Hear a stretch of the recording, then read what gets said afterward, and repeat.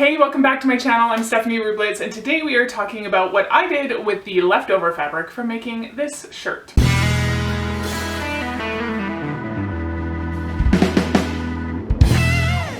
So I made this shirt. It is the Butterick B6455. It's one of their fast and easy patterns, and it indeed was fast and easy. And there was nothing really to make a tutorial out of for this, but if you really want to see the blog post I wrote about it, you can find that over at Minerva Crafts, and I will link that below. The fabric was gifted to me by Minerva. It is a lovely cotton poplin.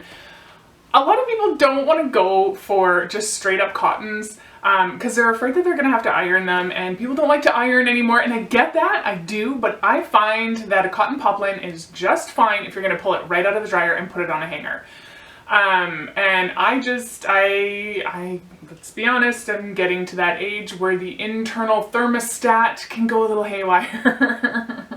So I need ultimate breathability and lightness in the summer, and so that's why I was super stoked to make a shirt out of this fabric. But I had some left over, and I thought it would be cute. My kids are really into dressing up like each other, so I thought it would be cute to make them some matching shirts, which ended up making them match with me, so it kind of ended up like a whole mommy and me look, which they were super thrilled with, actually. Now, I didn't have like a whole lot of this fabric, and actually my youngest's shirt I had to piece together out of 3 pieces, but it worked out. So what I ended up doing was I made some pillowcase shirts. I'm sure you've all seen like pillowcase dresses. They're all over Pinterest if you sew. They are a super easy dress to sew for little ones. I went with shirts instead of dresses because my littles are not so little. Even though my youngest is 5, we're a tall family, so they got shirts. So I'm just going to give you a quick rundown on how to make a quick pillowcase, dress, or shirt, even though these are technically not made out of pillowcases. So I had this really nice fabric gifted to me from Minerva Crafts. I have one big piece, and then I have sort of a medium piece and 2 smaller pieces. So the medium piece and the 2 small pieces are going to make Penny's shirt, and then the one big piece will make Mina's shirt.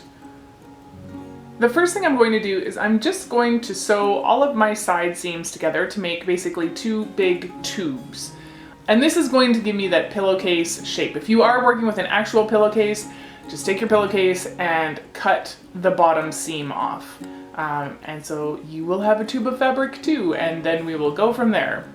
Alright, so what I've done is I used my square ruler and just a hem marking ruler to measure out how deep I want the armholes to be on this. So, and all I did was I held this underneath my daughter's arm. I didn't take any video of that, and I just made note on the ruler of where I wanted the depth of the sleeve to be. So first I'm going to mark the 4 corners of that square. I don't want a square armhole. You totally could do that. But I am instead going to use some of my curved rulers, and there's not like a specific one that's great for this. I'm just kind of trying to have them curve nicely, so I'm using whichever one kind of fits the space I'm working with. I'm going to start with this teardrop one, and I'm going to use kind of the longer side for the rise of my sleeve on both sides. But honestly, like if you really wanted to, you could absolutely just freehand this, and that would work fine too. Like this really is the easiest no pattern sewing. Once I'm happy with my armhole shape, I'm going to cut that out directly on the line. I am not going to leave any seam allowance. Now I've folded my fabric so that the sides are folded together, so as I'm cutting this out, I'm cutting both sides so I know that they are both going to be the same. And the reason that I didn't need to leave any seam allowance is because I'm just going to use bias tape to edge those armholes. Once I have all my bias tape pinned on, I am going to go and stitch those on, and I'm going to use my edge stitching foot.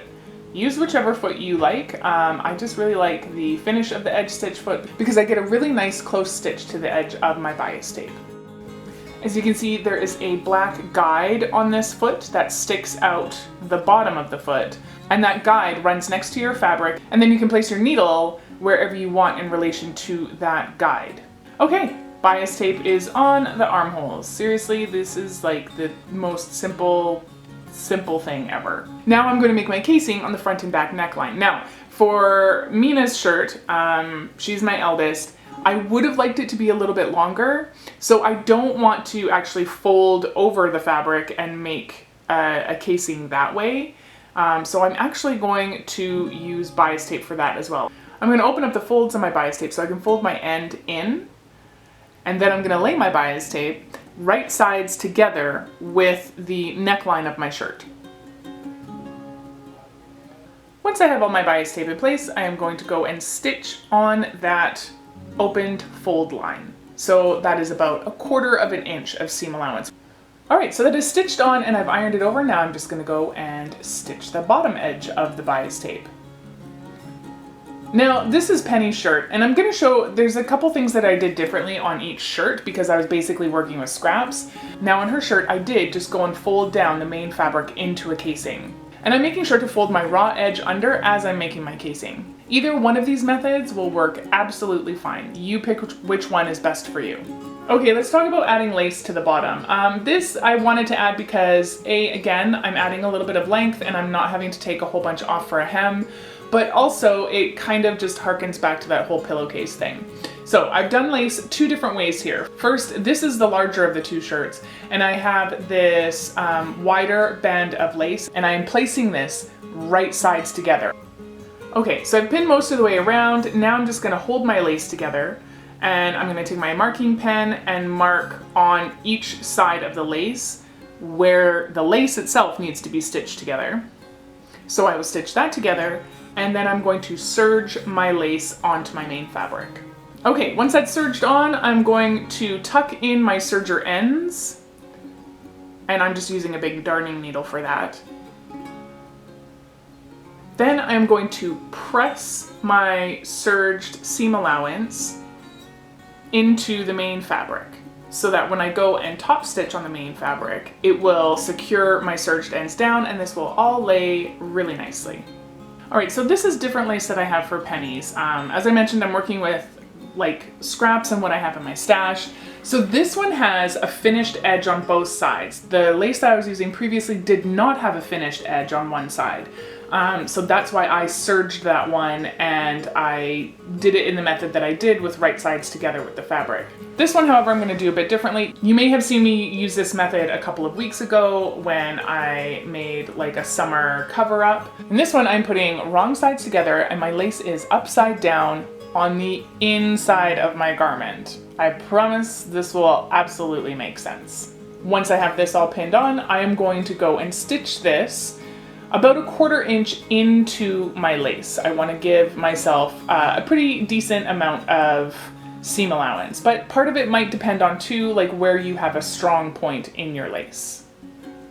Once I have that stitched on, I'm going to go around and I'm going to trim off the seam allowance from the main fabric, just the main fabric.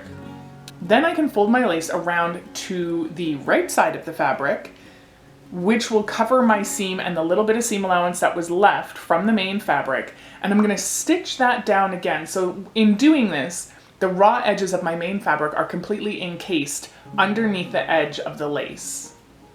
All right, last thing to do, and you can absolutely use ribbon for this. I didn't have any ribbon kicking around, so I'm just gonna use bias tape, and I'm going to fold it in half, and I'm going to just stitch it down so that it stays folded nicely.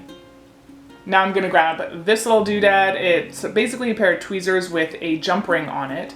So you can put the tweezers on it. It's got little teeth on it, and slide the jump ring up, and now it's gonna hold on to that tight. There's probably an actual name. I might look it up while I'm editing just to see.